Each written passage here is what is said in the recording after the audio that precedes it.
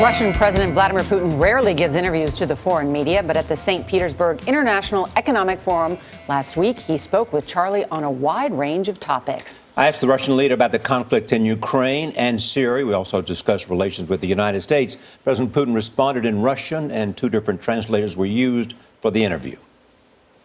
Russia has been supporting the Assad government. Iran has been supporting the Assad government. Yet it seems to be like a pendulum swinging one way and then the other.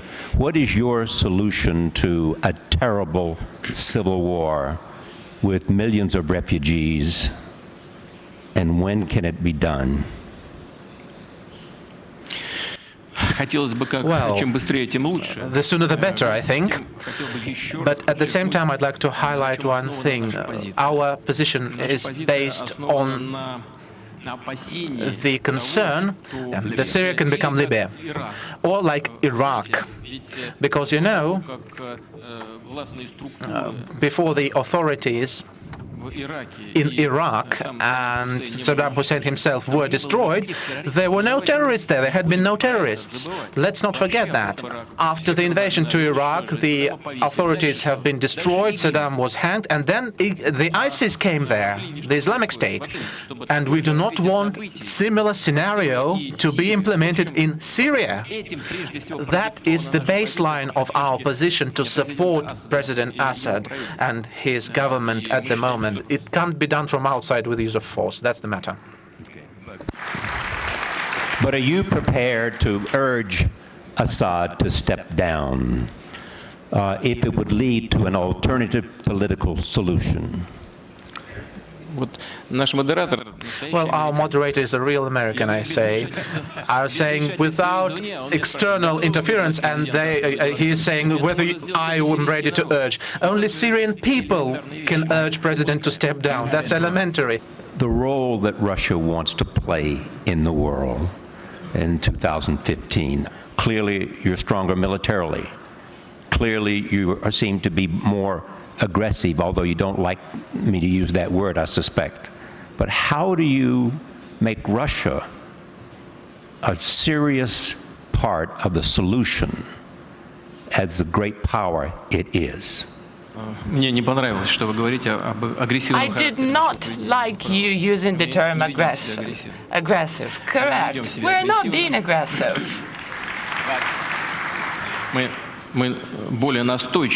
are persistent. Russia is not striving for dominance or to be recognized as superpower. We're not imposing our own standards or models on anyone. What we're seeking are equal partnership with all members of international community, United States, European partners, in Asia alike.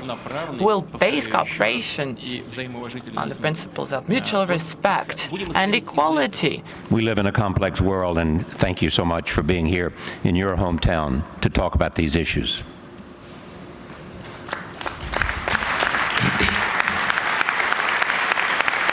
Спасибо. Thank you very much. Thank you for being so friendly. Seriously. No, I mean it. It was a friendly discussion.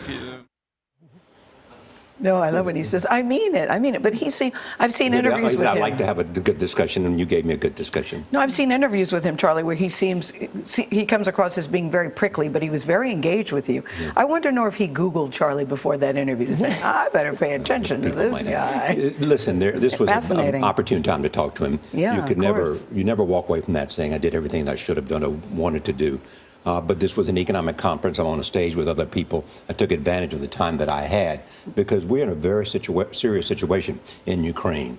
They're face-to-face. They're NATO and the United States and his support for the separatists. It's a very, very difficult issue, and it's affecting everything. And you got to avoid a Cold War. And I tried to push him on those kinds of ideas. There are a lot of other things I could have talked about and wanted to talk about having to do with what's happening in Russia. But you can only do so much at a certain time.